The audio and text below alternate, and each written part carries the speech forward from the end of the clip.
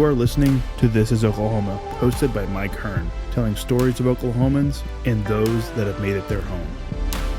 What's up, guys? Welcome back to another episode of This is Oklahoma podcast. Mike Hearn here, your host, back with another episode. Excited to share this episode with you today. But before we do, I've got to thank our sponsors. First of all, the Oklahoma Hall of Fame. They've been a huge part of this podcast for the last few years. So the Oklahoma Hall of Fame have been sharing Oklahoma's story through its people since 1927. For more information on the Oklahoma Hall of Fame, go to www.oklahomahof.com. And for daily updates, go to oklahomahof on Instagram and give them a follow. Our other sponsor today is the Chickasaw Nation. Now, the Chickasaw Nation have sponsored pretty much everything in Oklahoma. They're a huge supporter of Oklahoma. And it's an honor to have their name and their brand supporting this podcast. So a huge shout out to Governor Anatoby for supporting this podcast. It really means a lot. Our third sponsor is Diffie Ford Lincoln down in El Reno. Now, this one makes me so happy because these guys are great friends of mine, play a lot of golf together. I've bought my cars from them, do most of my oil changes down there, have a cup of coffee, hang out down in El Reno. It's a good spot to go. And not only are they great friends, but they provide a great service. So for over 60 years, third generation family owned Oklahoma business down in El Reno. They're also in Bethany as well. So people in the Bethany area know the Diffies really well. But if you're looking for anything new, used, Ford, Lincoln, or whatever, I'm sure they could find anything you want. Check them out, diffieford.net, and then on Instagram at diffiefordlincoln. This episode is presented by the Choctaw Nation. The Choctaw people have a rich history and a bright future. At the Choctaw Cultural Center, you can take part in a story 14,000 years in the making. Stroll through our immersive exhibits portraying Choctaw life from the moment our ancestors emerged from the Nani Weha in Mississippian homelands to the Trail of Tears, where we lost so many loved ones, and finally to the modern-day tribe making a positive impact on local communities throughout southeastern Oklahoma. Try your hand at our social dancing and stickball and learn more about our vibrant culture through demonstrations, workshops, and classes. The kids will have a blast in our Luxie Activity Center. The Choctaw Cultural Center is more than a museum. It's a living, breathing experience. Visit choctawculturalcenter.com to plan your visit. What's up, guys? Welcome back to another episode of This is Oklahoma. Mike Hearn here, host, back with another episode, bringing you someone who I've shared a lot of their photos. It's always fun, and people probably find the podcast through the Instagram page. So this is always fun to meet people whose photos I share, right? We have a relationship on Instagram. We meet each other on Instagram. You chat, you hang out, but you never meet those people in person. But today I get to meet that person. So please welcome to the podcast, Mr. Dave Schweitzer, who is at Oklahoma Backroad Explorer on Instagram. Awesome. Appreciate you having me on. Thanks for coming down. Glad to finally meet. Glad to, dive into your story, hear about everything you do. Obviously, you wish you probably could take photos full time and do that, but sadly, same with me. I wish I could do this full time, but reality is we have to make money other places to let us do our hobbies. For everyone listening, go to at Oklahoma Backroad Explorer on Instagram, and you'll see Dave's incredible photography, a lot of epic sunsets, which we love in Oklahoma, and some pretty good tornado activity as well. Yeah, right? Absolutely. Yeah, which is awesome. So, I guess before we dive into like the photography stuff, tell us a little bit about you. What's where were you born and raised? Kind of what was your upbringing like? I was born out in Okarche, and I actually grew up in the city for a while, and then I moved back out to the farm in Okarche when I was in 6th grade with my dad, and went to Okarche schools and grew up there, and actually went to college out at Redlands and got a farm and ranch management degree, and thought farming was going to be my life. And my dad kind of talked me out of it and kept pushing me to do other things. And so I got a job in the oil field, and that's what I do now still. Yeah, Dad was smart, right? Yeah. He's like, you don't want to do this. Yeah. This is full time. It's a lot of hard work and no vacations and nothing. Yeah, and you're dependent on the weather, which in Oklahoma is, Absolutely. I mean, you may as well go to Vegas every day. I know, growing up out there, it's like, we call it Desert Hill. Yeah. Because the rain always goes around. We got mesquite and cactus, and I was like, it's, your whole livelihood depending on the weather. It's not an easy thing. Yeah. I mean, we've had a lot of rain recently, but does that mean you've had a lot of rain or not? Yes, It's been good. Yes, we've actually had more rain in the last month than probably the last 10 months combined. God, it's just wild. Yeah. I was on vacation a little bit ago, and I mowed my yard way down. Came back from vacation. I was like, "What is going on? Where's all this grass come from?" It's been raining in 90-degree heat every day, which is perfect. But so back to Okarche and being in the city and then moving back out to the country. Were you just at peace when you moved back out to the country? Yeah, I mean, it's much more quiet out there. And after high school, I thought I'd go try to live back in the city for a year or so. And after a year, I said, I'm never doing it again. I'm moving back to the country, and I've been there ever since. Yeah. So yeah, I would love to move out. Just, for me, I don't work from an office, right? Like I do real estate and a few other things and travel for the podcast. So I don't need to worry about a commute every day. Right. My wife, on the other hand, needs to worry about a commute every day. And I think if I were out where you are, I'm sure her commute would be, her office is actually around the corner from here where we're recording today. So she would not be pleased. However, I would love just waking up in the morning to an epic sunrise, looking over some land. For sure. Like just it's peaceful, right? And I know, just kind of, if anyone goes to your Instagram bio and just reads, the second thing comes up, you're a mental health advocate. Right. The fact of being in the country makes just so much sense for mental health. And 988 Oklahoma, we're a sponsor of the podcast, and we've done some podcasts with them and close to them, and just learning about the things that happen or whatever it is. Just being in the country, being in nature makes a huge difference. Just going for a walk every morning or every evening. Yeah. So is there a story behind that as well? So when I was 10, I was diagnosed with Crohn's disease. Okay. And so I was in and out of the hospital for a long time, and I just went into a deep depression, and through 10 up until for a long time. Anyway, it was tough, and like just the sunrises and sunset, like I didn't have any more answers of what to do, and I told God that He's gonna have to help me because I don't know what to do anymore about my depression and stuff. And I look up, and there's this vibrant sunrise, and it just set in.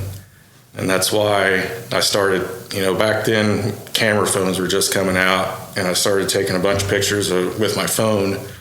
And my brother-in-law's like, you really should invest into a camera and really try to, start taking more pictures. And so I did, and I mean, it's been kind of my not duty, but my drive is to help others see these sunsets, and hopefully they take the time and enjoy it, because even if they're in the city, they may not see that sunset, So yeah, you're right. Like it's behind a house or a few houses or a building or whatever it is in the city, right? It's not over a pond, right? Or a few trees that are out there, or one tree that's left that's been blasted by wind, for so long.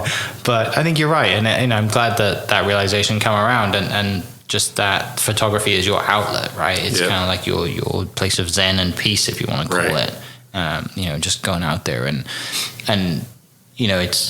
it's great to take a photo, but you might be out there 20, 30 an hour, however long it is, to set up that camera and get those shots rolling in. And just yourself. The sunset's ever changing, so you're always adjusting as the light changes, and it's just something I love to do. Yeah. So from that moment, then you kind of dove right in, right? Down the deep end and straight down the camera. It was, I still had to fight to get out of the depression, but it showed me that that God was there, and just to enjoy life, and so is faith pretty big part of your life growing up as well? Yeah. Like family are big on church on Sunday and Wednesdays and stuff. For sure. Yeah. Is that do you think that's a product of especially being out in the country a little bit as well? It could be. I mean, it's kind of like the farm family life, I guess, but, I just grew up around faith, and, I knew God, but I kind of fell away from Him, and, and just kind of did my own thing. But, it was amazing when I cried out for help, and then I just look up to the sunset, and it's just like I knew that he was there and going to help me through it. So. Yeah, there's a lot of people listening that can probably relate, right? They have that similar experience, and sure. You know, you have those moments, right? And it's you know, sometimes only you can explain that, right? You know, if you're growing up and you're not, you know, you're explaining it to someone who hasn't grown up around faith or, you know, religion or anything, or even in just a family that's tight, and you know, it's especially a farming and ranching family, because everyone's kind of getting involved, right. You know, sure. It's not dad going to work every day, like everybody's involved, and you know, I'm sure there's a lot of people listening that can relate to that. But you mentioned you do get back out to the farm as well to help dad. Oh yeah, for sure. He calls me every once in a while, like, "Hey, what are you doing?" But he's 76 now, so he's slowing down and needs help. So. Yeah. You think you'll take over, or you think it'll be a decision I'll have to make one day, but I'm not making a decision right now. So yeah, because it's not really a retirement, is it? Right? No. I've been working the oil field. I'm done with that. I'm now going to go retire and work longer hours on the farm. Right. Oh, that's awesome. How much land do you guys have out there? For like family land, like about 700 acres, I think. Okay. Yeah. So. Okay, so if I need 5, I'm coming straight to you. I know exactly who I need to speak to, because it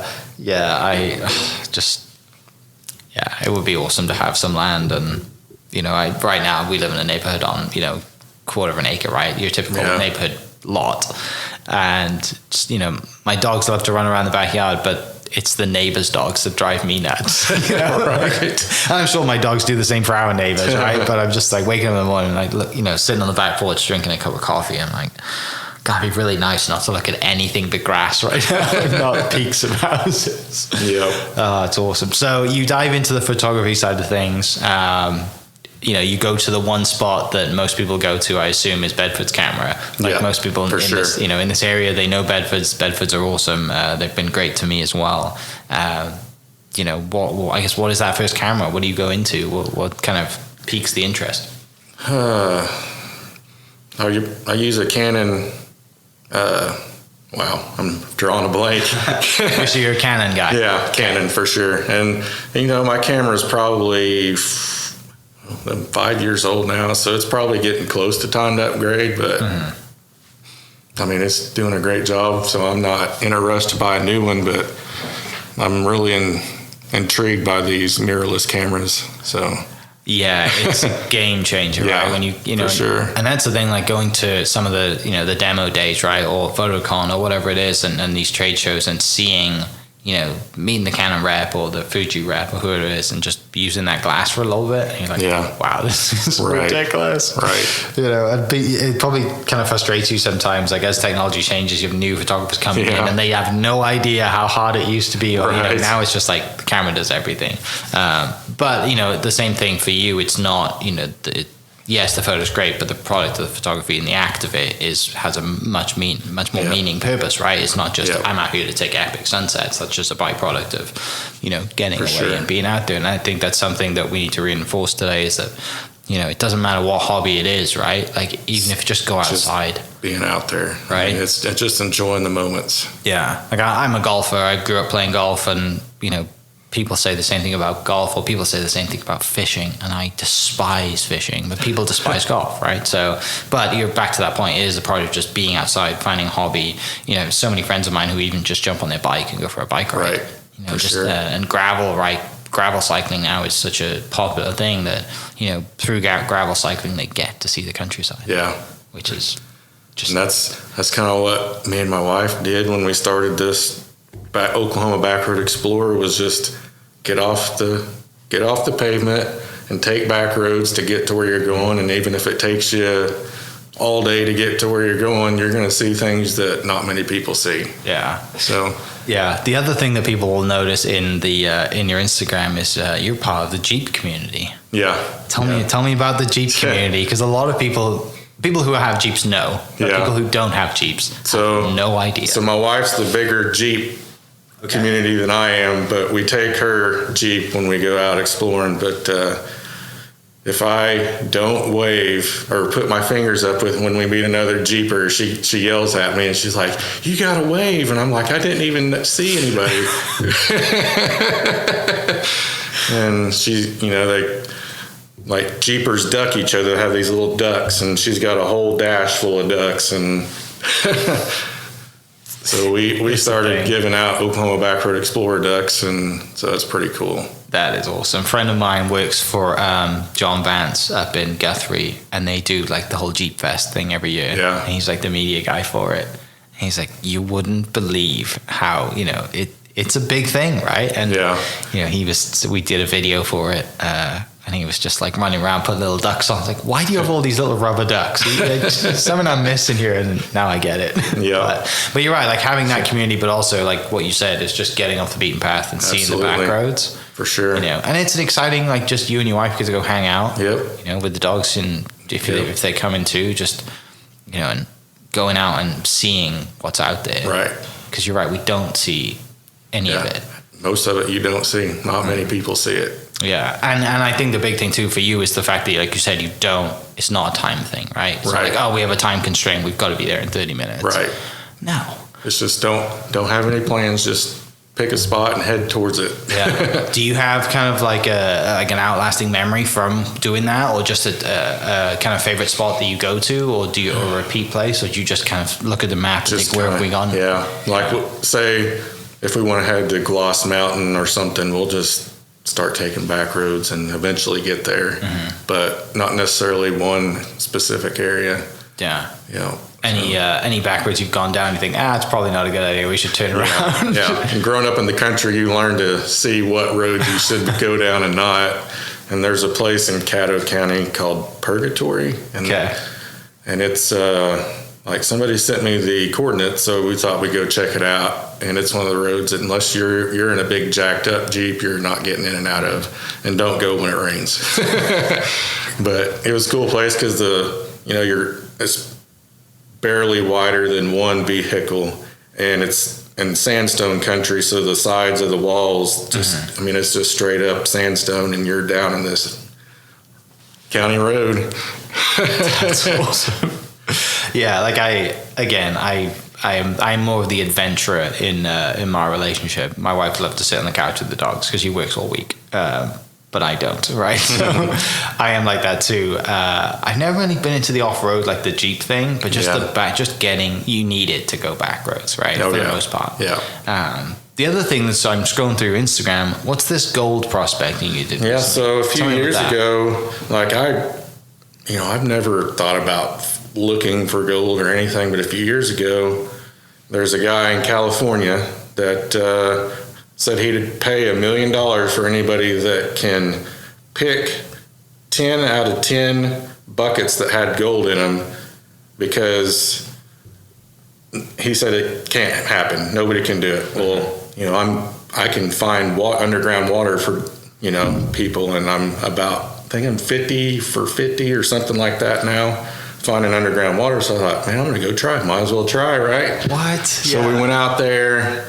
and I failed miserably at finding the gold. I got 3 out of 10, so I guess that's a win, right? But he was showing us these big nuggets, and so we were like, okay, we're gonna go prospecting. And so we prospected for 3 days out there, and went to hike Yosemite for 3 days, and like gold prospecting and like panning and all that brought to me the same feeling I get when I'm taking pictures. So it's like my other hobby, and I can combine these two. So I thought that was pretty awesome, Yeah. because you're out there. And so I really didn't know much a few years ago when I got into it, and several people told me that I should join a club, and there's a club here in Oklahoma City.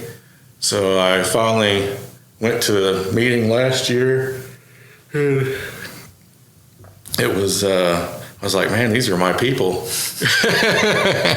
And so started getting into gold prospecting. And my father-in-law has some land north of Calumet, and he's got this pond out there. Well, I've always found petrified wood there, so I knew it was some kind of an ancient river channel. And a lot of times you find gold in these channels, but Oklahoma's definitely not known for gold.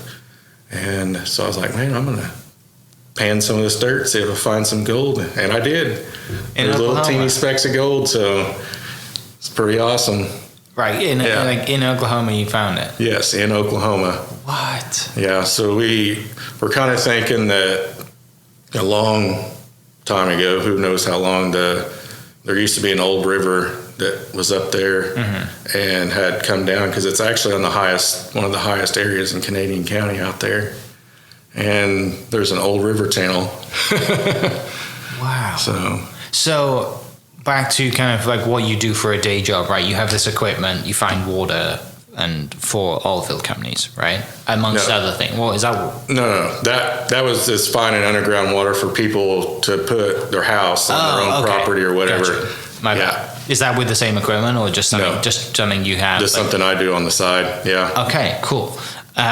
So with that, obviously, then you find underground river stuff. Yeah. And that leads into the gold. Okay. And I would say that a lot of the gold in Oklahoma is probably down where those old water, where people's water wells are. So yeah.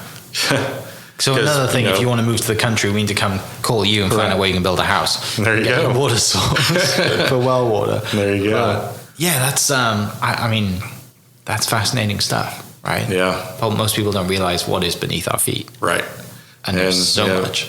Oklahoma used to have the biggest mountain range in the whole world millions of years ago. So, it's just wild to think. Yeah. Yeah. Now, Yeah. So now it's all buried, and that's why we have underground water. And do you dive into all of that kind of ancient history stuff as well? Is that kind of like because of the land and how everything evolves and how we figure that's... I mean, I read about it, but I don't necessarily study it much. Yeah. I watched that Netflix series, Ancient Apocalypse. Have you seen that? Yeah, a few of them. With Graham Hancock? Yeah. Yeah. People think he's ludicrous. People think he's like lost his mind.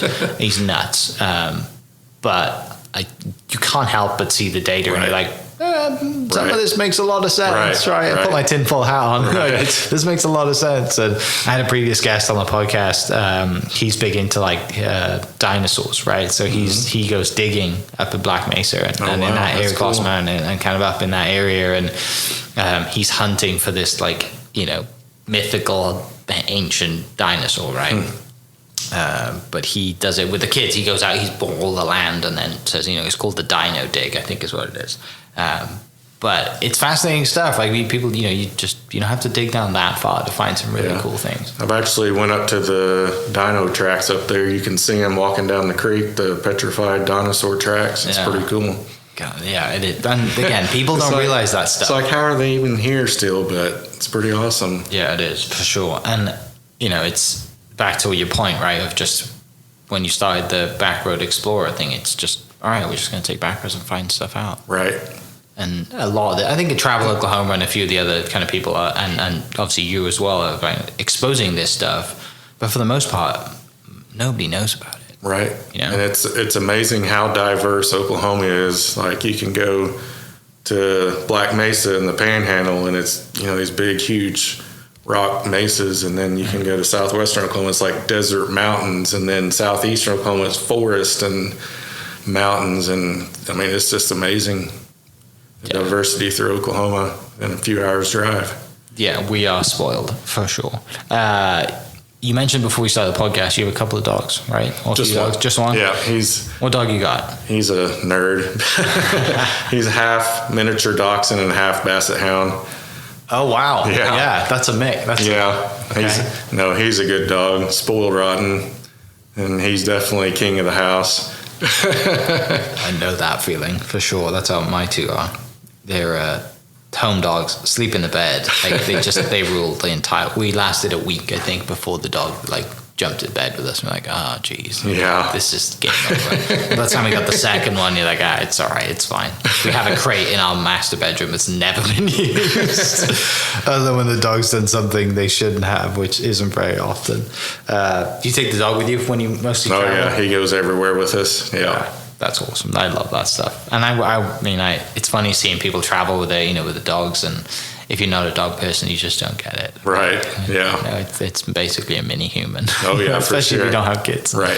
The other thing you guys have out in the country, I mean, either sad, depending on how you look at it, is a bunch of windmills. We do. Do you have any on your land? My father-in-law does. Okay. Yeah, a couple of them. Do you know much about the business behind it and the reasons why and for and against it? Yeah, I don't know a whole lot. Yeah.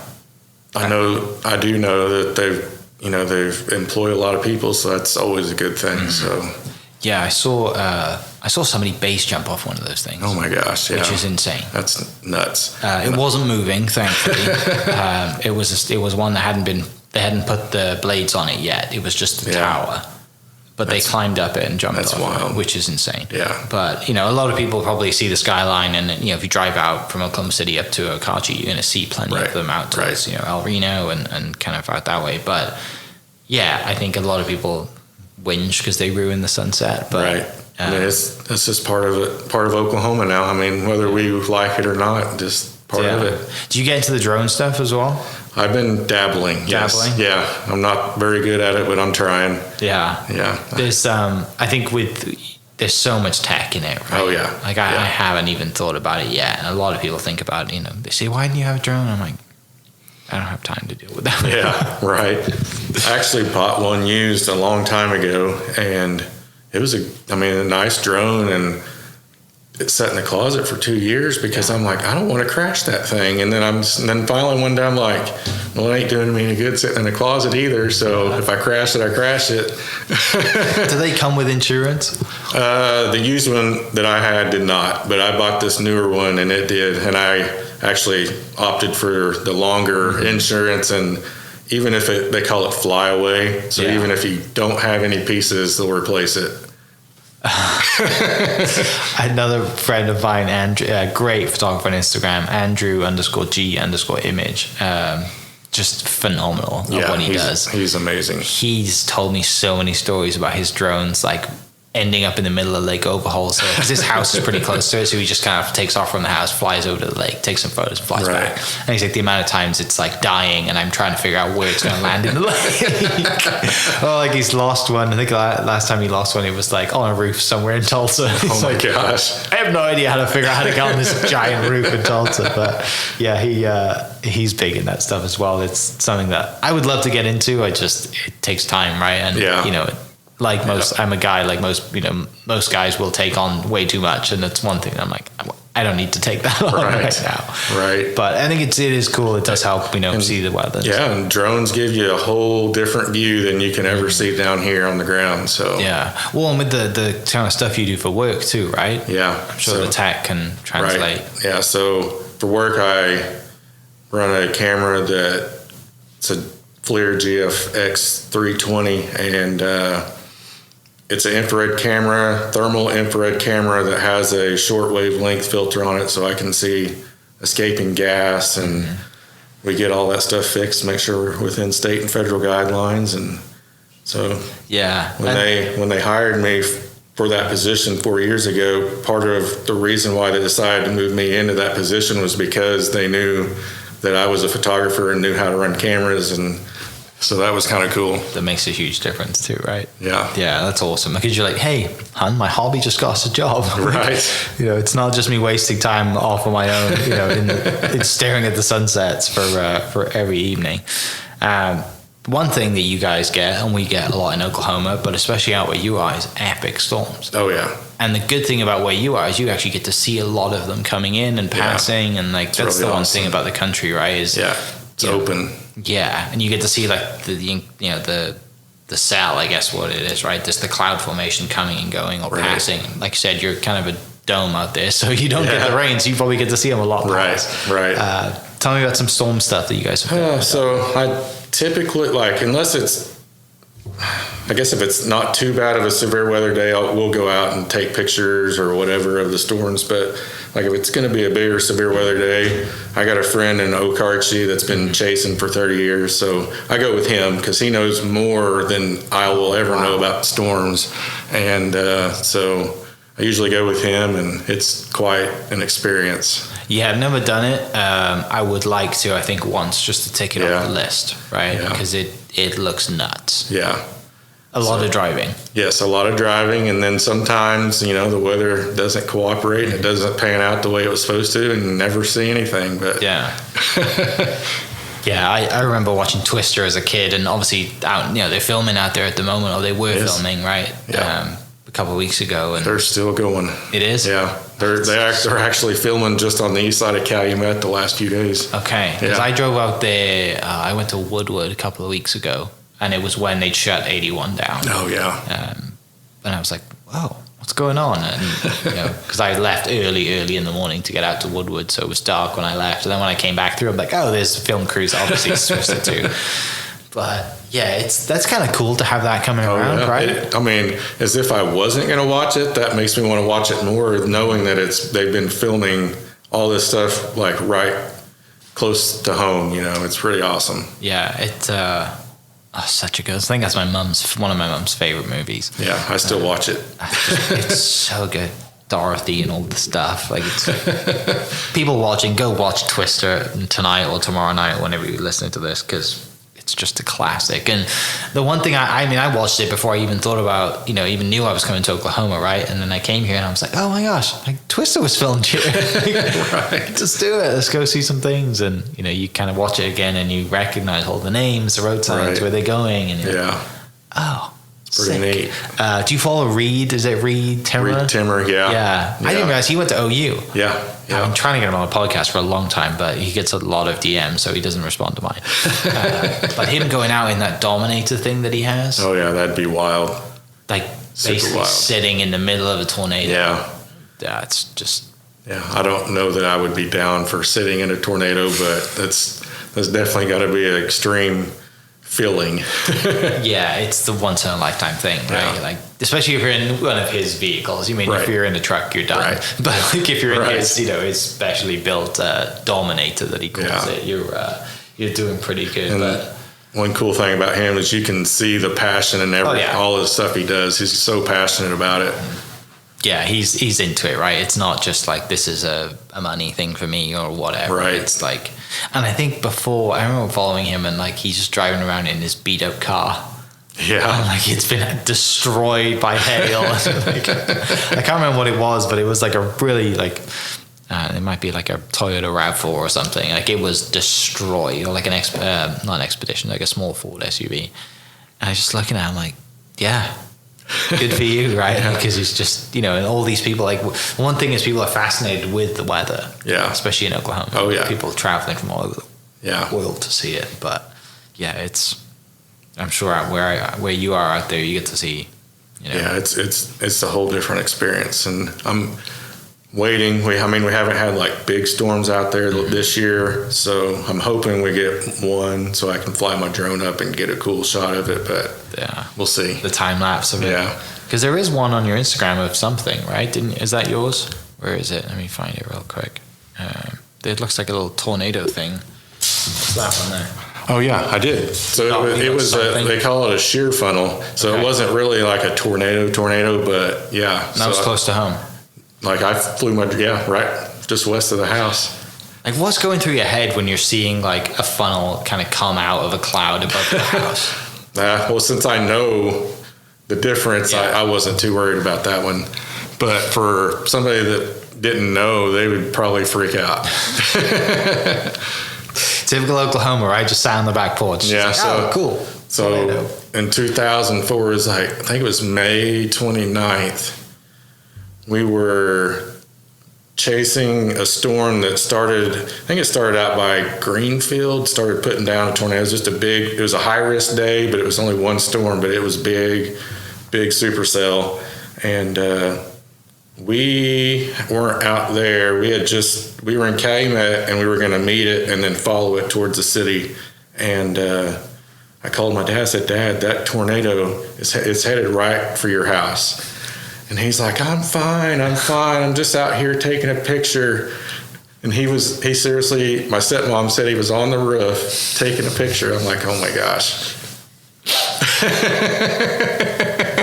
So that's typical Oklahoma. Yeah. Yeah. Got a beer in his hand, just watching a tornado go by. Brilliant.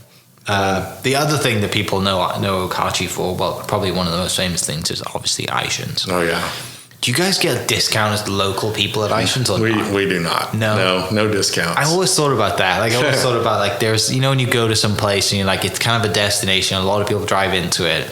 Is there like a local like hey? Here's our zip code. We like get a better price because that, it can be annoying sometimes, right? When you go in there and everyone's coming from out of town on the weekend to go to the place, and you're like, "This is my local, guys." It's like, but no special pricing. No discount. Even Chief, one of the brothers that started it when I was a kid, he'd always be fishing out at our farm ponds, and like here's your pole. We still didn't get a discount, but yeah. So he's one of the brothers that's left, right? Yeah, he retired. The kids took it over. Yeah, but is he the oldest that's still left? Yes. Okay, yeah, so Chief. I interviewed him very early on. Yeah. He was one of like my first 10 maybe podcasts, and we did it there, and we did it just in the kind of back room, and I mean the story's crazy, right? Like all grocery store and burnt down and all the stuff. Yeah. It's but it's good to kind of see more people going there, and I think. I mean, sadly, the brewery's closing now, right? Yeah, it is closed. It is closed now. Yeah. I'm not a big drinker, but I remember seeing it across the way. I was like, oh, that's kind of a cool setup. Yeah. And I figured it would do well, being where it was, and I guess I don't know what happened. Yeah, so. The building obviously is still there, so maybe someone's going to take it over and bring something else into it. The other thing, people listening won't notice, but you're tatted up. Tell me about your tats. Yeah. So. About 5 years ago, I started. These are some of the very first pictures I ever took, and I had them tattoo them on my arm. So I thought that was pretty awesome. So big, camera. Got a camera, photos, and then some film, kind of to fill in the spots around. But just the right arm. Yeah, nothing on this one yet. Right. Well, there's an OU, but I got that a long time ago. Yeah. I mean, people obviously. Listening as well, you're wearing an OU shirt. Big OU fan? Oh yeah, definitely. Football or just everything? Softball. Okay. Not much of a baseball guy, but just OU fan in general. So we were watching the final of the softball while we were on vacation, and just like it's incredible. Yeah, like you can tell they are very good at what they do. Mm-hmm. Like the one where she caught the ball for the out, and I mean, she had to. It looked like she jumped 4 foot in the air. It's just amazing to watch. Yeah, it's. And now they're building a statue, right, for Patty. Yeah. She's going to get her own statue, which is about time. Exactly. And I think I saw I think she has 7 right now, and I think the guy who's leading in softball has 10. So I'm sure she's got her eye on that, right? But it was interesting to hear kind of like, this is the second time a three-peat's been done, right? Yeah. So that was like their big thing this year, and getting out of just the media and trying to, get away from all that pressure. And it's interesting to hear her speak about it because I think that leads into mental health as well, right? And social media and pressure, and you're 18 to 21, 22 years old, and you've got the entire nation watching you play softball. I couldn't even imagine. Right? You've got people in the stands, but everyone on TV that's watching, and you're watching the kind of FSU girls towards the end. They know it's done, right? They're all tearing up, even the coach is crying. And you're like, I mean, for the rest of the world to see that too, it's hard to deal with. Yeah. So there's a lot that goes into it as far as, social media is great, but it's also a pretty terrible place when it comes to it as well for the mental health side of things. But what they've done is incredible. So, but I mean, SEC for you now, right? Yeah. That's exciting. Yeah. One more year in the Big 12 and SEC. And one more Big 12 championship and then maybe. You're done. We'll see, but Yeah, last year it wasn't great. I think it'll be a good move. Everybody's like, well, you're going to lose more games. Well, we might, but they're going to be tougher because of it. Mm-hmm. So it just kind of seemed like they just kind of would win every game, and it wasn't even a competition, you know? Yeah, I think, and also, I mean, I know enough about football since I've been in this country, state as well, but I think that the thing that stands out to me is that every time you get to, the Final Four, right, for your playoffs, Big 12 is just kind of like, whereas SEC teams are like, oh, okay, you're beating all these teams, and you're kind of, it's just a higher ranking, right? And then, the years that OU did make it, it just seemed like that you could tell that the SEC was miles ahead of them. Yeah. So. Yeah. Are you going to try and travel to any road games then? I might. My nephew's currently at OU, and so I'm sure he'll be wanting to go down there. So I mean, but how cool is it though? To have all these awesome games, you know. So do you go to a lot of games? If my nephew, he'll invite me down there and go with him, but I tend to when it's really hot, I won't go because it's excruciating in that stadium. 11 o'clock game, and it's 90 degrees, and you're in the sea, or you got the sun in your face all day. I'd much rather sit in an air conditioned room watching on TV. So for people listening, they can go to your Instagram, Oklahoma Backroad Explorer, which I'll put in the description. But you sell prints as well. I do. Tell me about that. Tell me how kind of that started and also your website. I used to get a bunch of stuff printed, and then when I'd say I have this, and this, and I'd sell it. But here lately, I've just been kind of doing orders, like somebody would contact me and they can just tell me what they want, and then we'll talk about how much and everything. And obviously, I mean, you can't see it, but there's wooden Oklahomas that I'd have my pictures printing on, but my printer company decided they weren't going to do it anymore, so there's only a few of those left. Okay, so you're trying to find a new guy to do that. Yeah. So with that, you can grab one if you want. So it's basically a state outline. For people, I'll explain it for people listening. It's a state outline, but then of your pictures printed on top of it. Yeah. How do they do that? They had a I forget the name of the printer, but it would print on the wood, but they would say you could put like a white coating on it and then print. Yeah. And the picture would be brighter. But I said I didn't want that because I really liked the wooden grain in the picture, and so that's what we did. And it's pretty awesome. So you're in the process of trying to find someone. Yes, I'm trying to find somebody. Yeah. If anyone's listening that has a printer shop that knows how to print on wood, get in touch.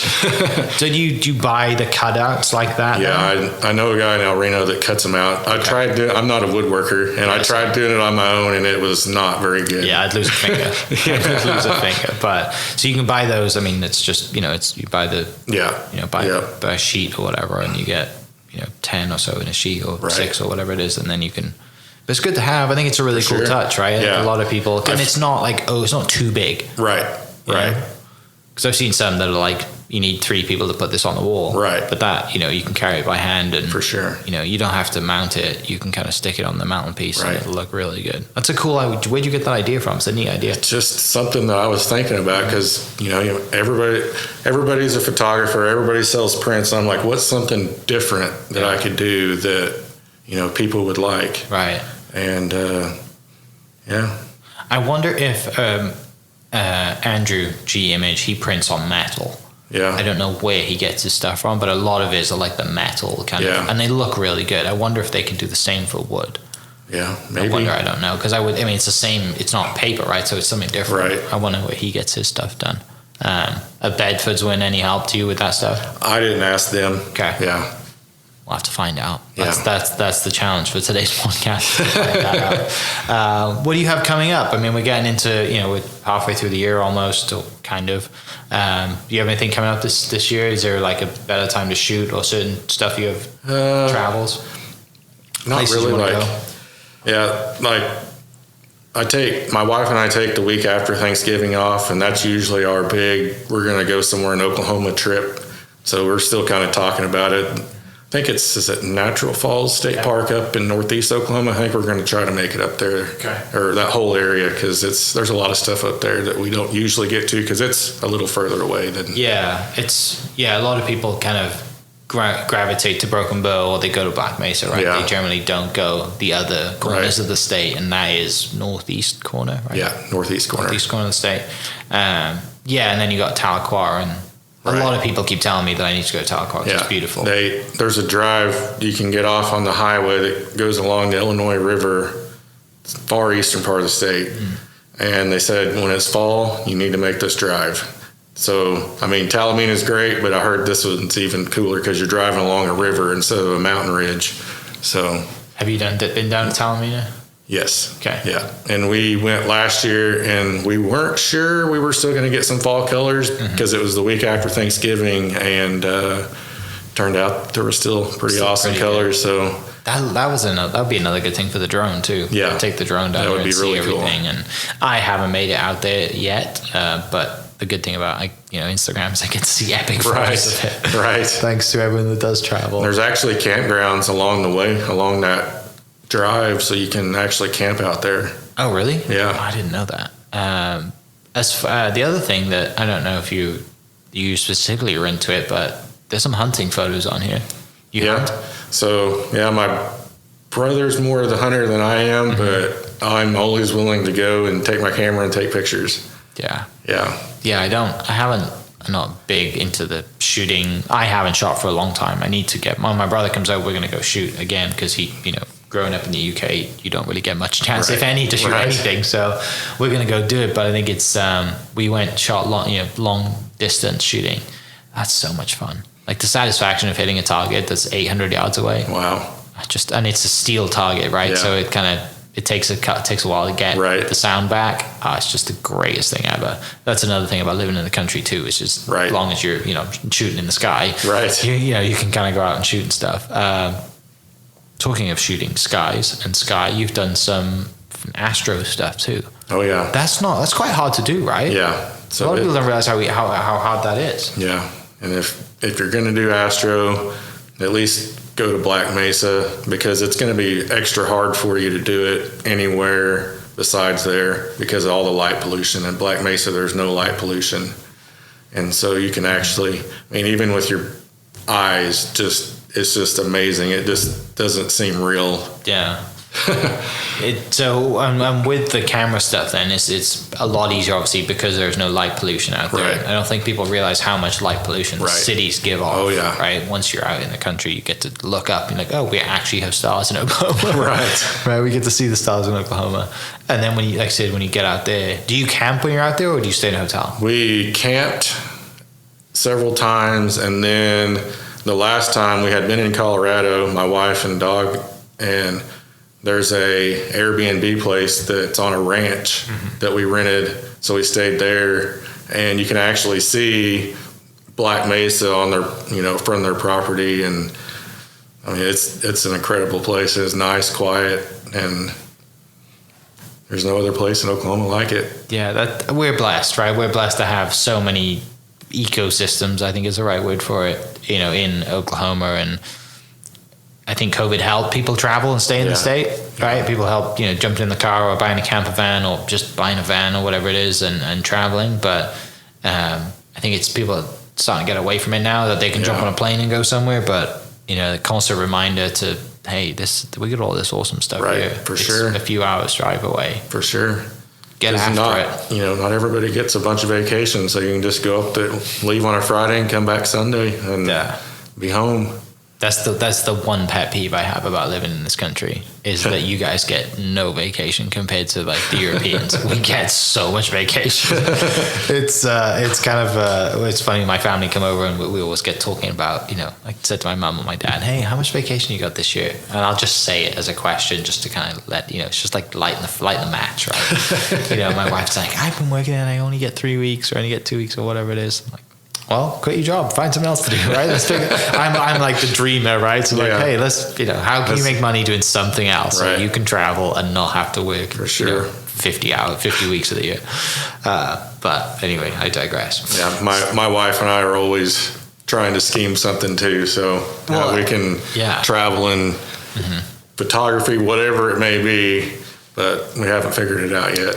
Well, I think if people listening haven't done this, they need to. We need to research the best times of the year to take off around the holidays, right? Because you can get creative with taking the week after, Thanksgiving off, and there's holidays that you're going to get given every year, whatever the days are, for certain dates, whatever it is. But the creative ways to do that, you can get a lot more time off than think you can get. I'm actually fixing to go to Colorado July 4th week, and we have 2 work days that week. So I'm taking 2 days and getting the whole week. Yeah. So because you leave the Friday before and you're out there, and people need to Google that because if you're whinging and you're mad that you don't get enough days, you need to look at how you can be more creative. Definitely. Well, I thanks for coming down. I really appreciate you Absolutely. coming. I really appreciate you sharing. You know, I love the fact that, you know, photography is not about photography. It's about, you know, just mental health, getting you out there, you know, peace, nature, quiet, time Right. for the soul. And yeah, it's great to take awesome photos, and you've developed that skill over time of being out there, and you're interested in it. But again, it's a byproduct of, you know, Right. the mental health side of things. Absolutely. And I like that, you know, you're an advocate for that, right? You're kind of pushing that to people, the younger generation, whoever it is. Like, it's, you know, just having a voice in it. Yeah, and It's important. and letting people know they're not alone. You know that, you know, there's other people out here that struggle too. Yeah. Also love the tats. That's really cool. When I post some Instagram photos for Instagram, do you have any professional photos of your arm and your tattoos? I think I have the photos on my phone. Okay. Yeah. Send me those, because I want to post those, because that's really cool. And yeah, I think if anyone listening wants to buy 5 acres, maybe they need to reach out to you. It's probably better to do it sooner rather than later, because the land prices are going up, and El Reno and Okachi and Kingfisher and Calumet, they're all going to be one big place in the future, sadly. So I hope that you and the family keep a hold of all the land for as long as possible. Absolutely. But yeah, thanks so much for coming down. For people listening, I will post the links to your Instagram and your website in the description. And go follow Dave. Go follow Oklahoma Backroad Explorer. And if you have places that you want to recommend, right? Like, that's the great way. The podcast is like that too. You know, if you have guests you want to recommend, or your places you want us to go to and photograph and check things out, then reach out, send us a DM, and we'll catch you next episode. Cheers. Hope you guys enjoyed that great episode. Thank you so much for listening. As always, huge shout out to our sponsors, the Oklahoma Hall of Fame, sharing Oklahoma story through its people since 1927. For more information on the Oklahoma Hall of Fame, go to www.oklahomahof.com and follow them on Instagram for daily updates at OklahomaHOF. Our other sponsor, the Chickasaw Nation, amazing sponsor. They do amazing things for the state, and they're always sponsoring something in Oklahoma. They're a huge supporter of Oklahoma, and without their support, we wouldn't be able to do what we do. And our third sponsor is Diffie Ford Lincoln down in El Reno. Now, this one makes me so happy, because these guys are great friends of mine, play a lot of golf together. I've bought my cars from them, do most of my oil changes down there, have a cup of coffee, hang out down in El Reno. It's a good spot to go. And not only are they great friends, but they provide a great service. So for over 60 years, third generation family owned Oklahoma business down in El Reno. They're also in Bethany as well. So people in the Bethany area know the Diffies really well.